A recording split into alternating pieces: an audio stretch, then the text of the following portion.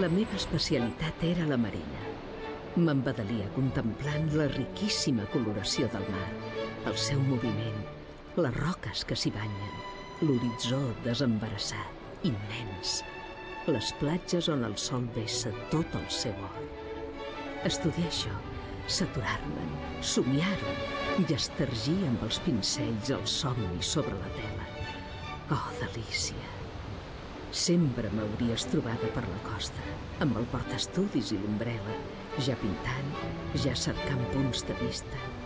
Jo era un esperit ardent, posseït d'entusiasme estètic, i per tant, que troni, que llampi, que em mulli, que m'enfredori. Jo no me n'he de sentir, no me n'he de parar més que en la bellesa.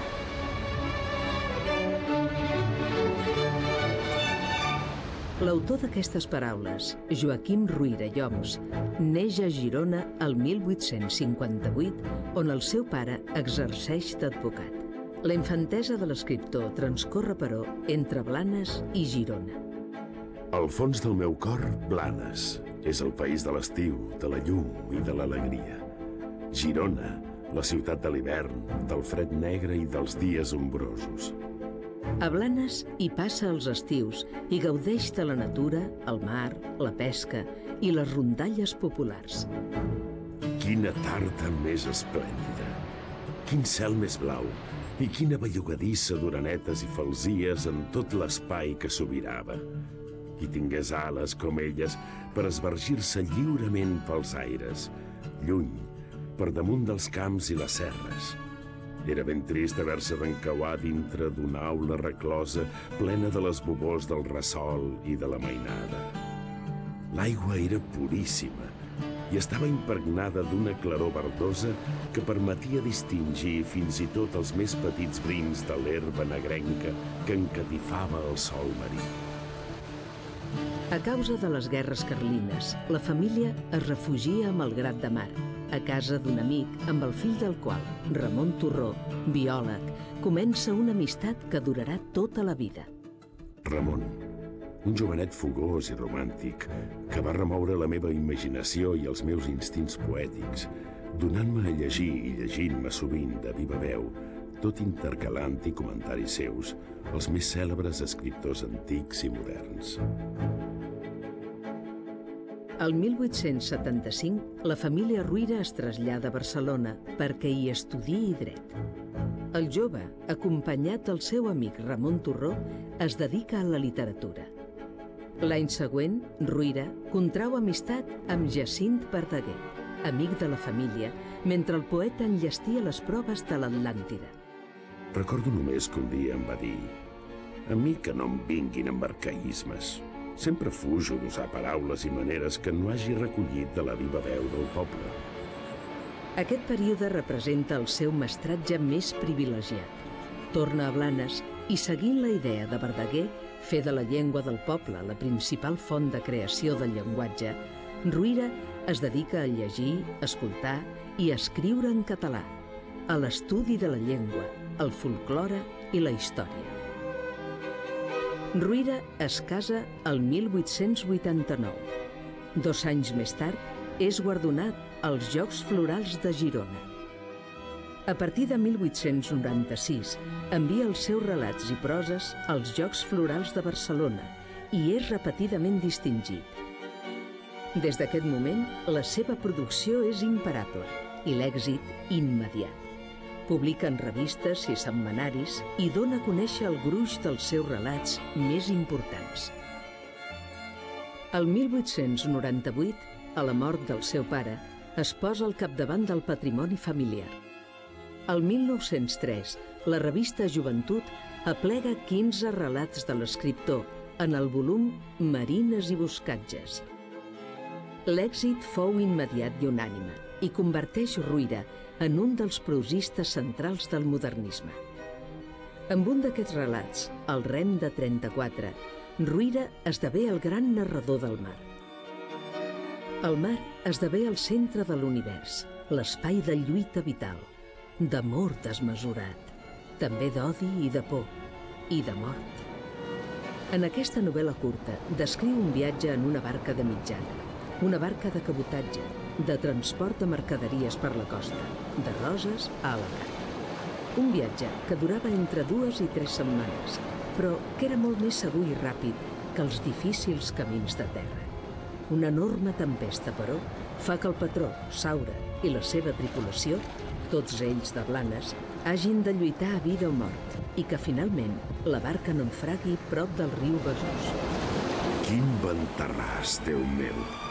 A cada moment la nau trobava en el seu camí alts i baixos més accentuats. L'aigua s'encongia i es reinflava aquí, allà, per on s'abulla, sense norma ni concert. Les eminències es convertien en fondals, i els fondals en eminències, amb un bellugueig desordenat que la vista no podia seguir.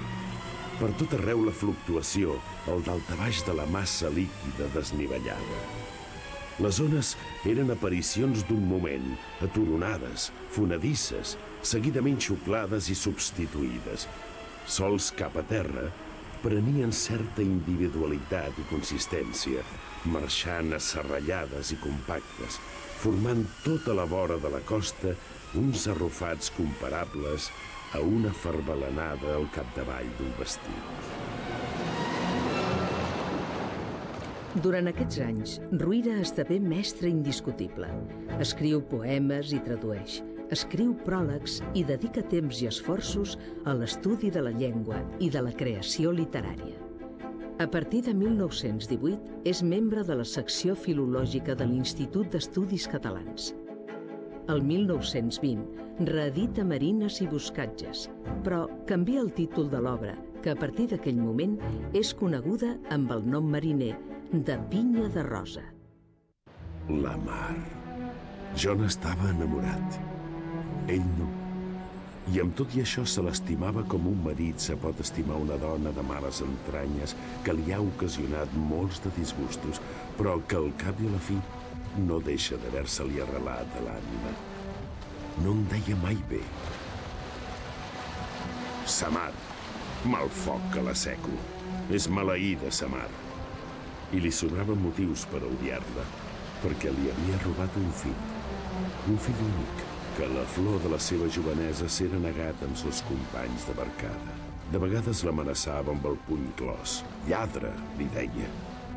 Però si no l'hagués poguda veure, l'hauria enyorada.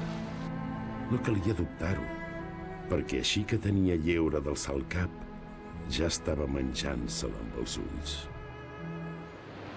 Ruïra és un escriptor d'una altíssima exigència. La seva obra es caracteritza per la consideració de l'escriptura com a recerca constant de la frase perfecta, justa i exacta. El pare era un llop de mar, un home estranyot, més aviat baix que alt, ossut i magristó, de cap gros i de rostre brúfol i ferreny, solcat per fondes arrugues.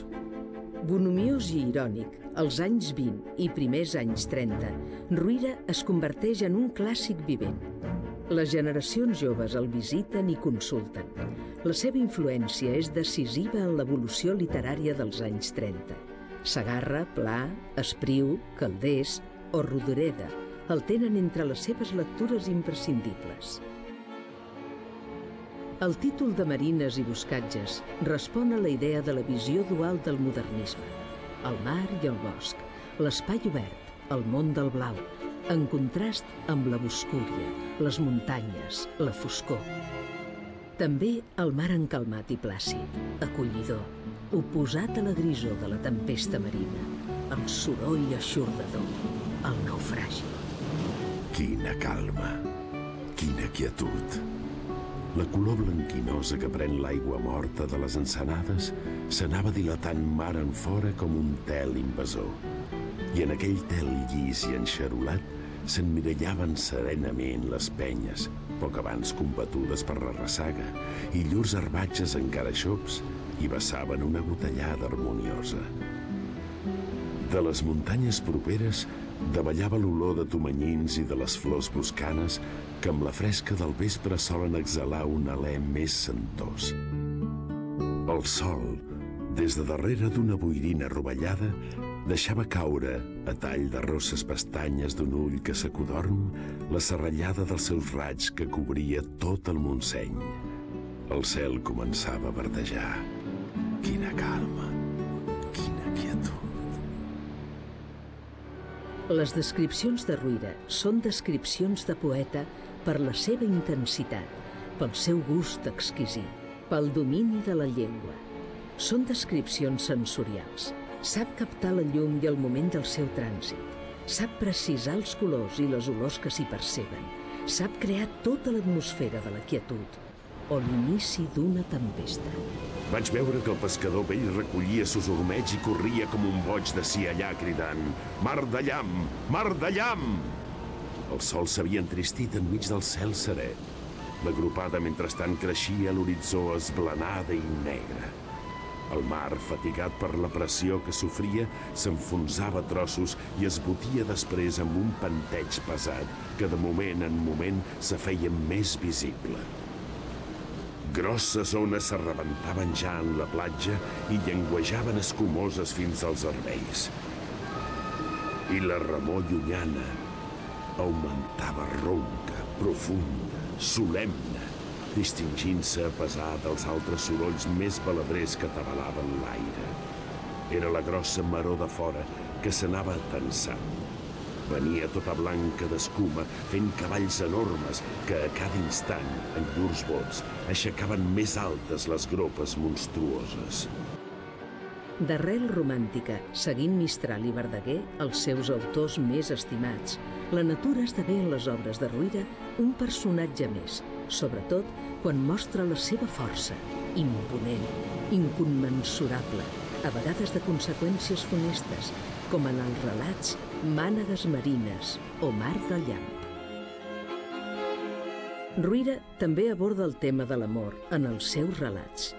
Ho fa amb un llenguatge poètic tremendament evocador, suggerent, impactant, seductor, que és capaç de donar idea d'aquell moment de la descoberta del desig femení.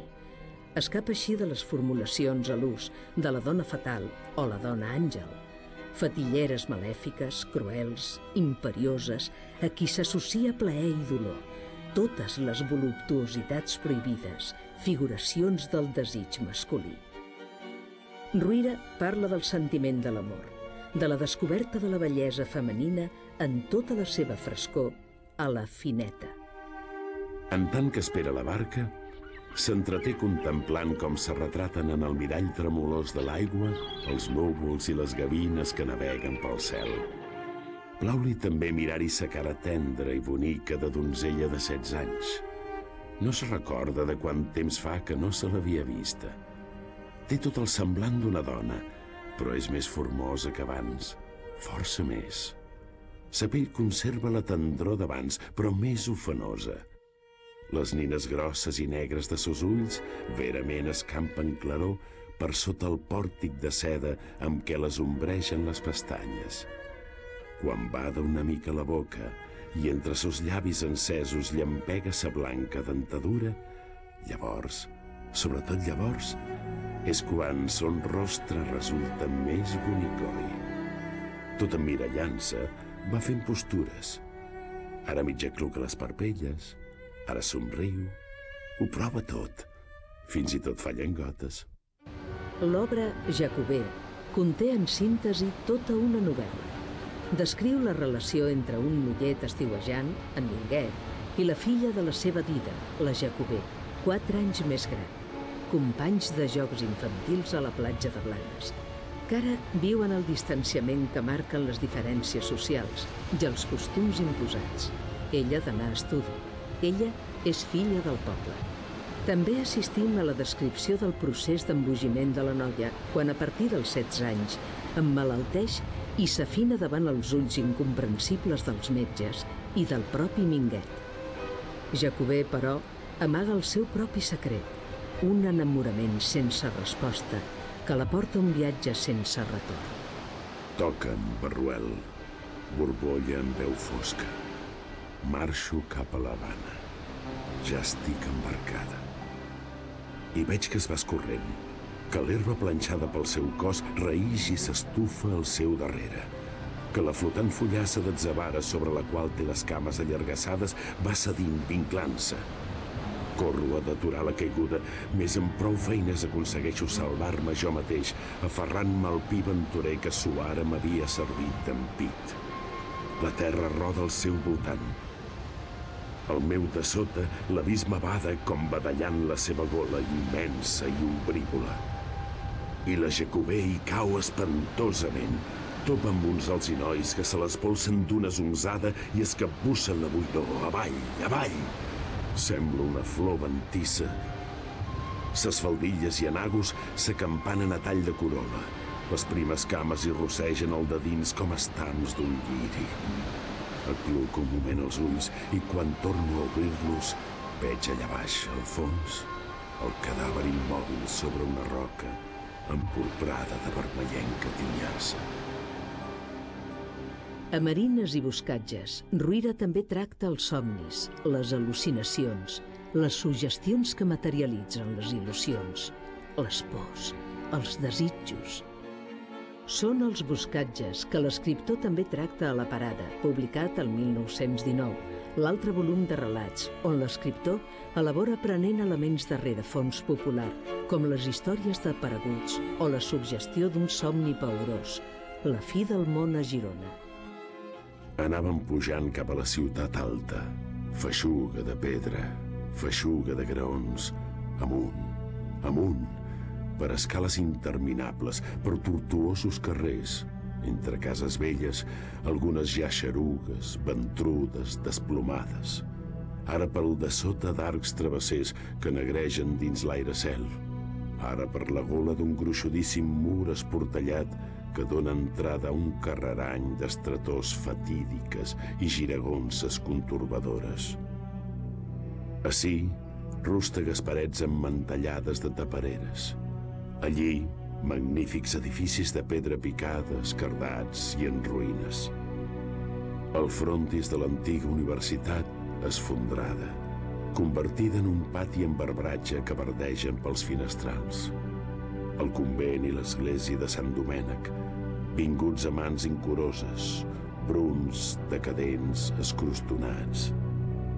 I ara pujades rostes, i ara ramblies aspres pavimentades amb codolells del Ter. Rovira s'hi revela com un dels primers contistes moderns de la nostra literatura. Crea l'atmosfera asfixiant, controla la informació, dirigeix l'atenció del lector i, al final, el corprèn amb una revelació inesperada. Quan la nostra cansada processó, cascadejant per la timbosa escala del carrer de les Dones, assolí la placeta de Correus, vaig reparar que altres processons, no menys tristes i macilentes, venien del carrer de Ciutadans i dels 4 cantons de la cort reial. La remor resadora anava creixent com la d'un rusc esvalotat. Miserere, miserere nobis. Mentrestant, roncava sota terra un tro paorós, profund, poc perceptible. Ah, la terra estava ferida de mort. Ja els peus no s'hi afermaven en confiança. Amb aquesta impressió, desembocàrem a la plaça de la catedral, al peu d'aquella grandiosa i altíssima escalinata que serveix de peanya al temple gegantí. Jo mai no he vist enlloc del món cap escalinata tan colossal. És amplíssima, tota de pedra picada, amb balustrades artístiques, cada pom de les quals fora càrrega feixuga per un home valent, i amb grans replans, la major part dels quals domina les teulades de les cases veïnes. Sembla una obra feta per éssers més forts que els humans. L'esperit s'afadiga només que de concebre l'intent de pujar-la. El 1925 encara escriu un relat deliciós, Les coses benignes. Sociòlegs d'ultratomba, un relat de 1929 sobre com el consideraran en la posterioritat, n'és el darrer. Autor perfeccionista i obsedit per l'estil, Rovira creia que l'escriptor ha de ser un artesà que, com un treball d'orfebreria, faci encaixar minuciosament les peces de les seves construccions literàries. Rovira mor a Barcelona el 15 de maig de 1939, però la seva defunció passa inadvertida a causa de la Guerra Civil. L'enterrament té lloc a Blanes, localitat tan estretament lligada a la seva obra, on gaudirà per sempre de la fascinació pel mar.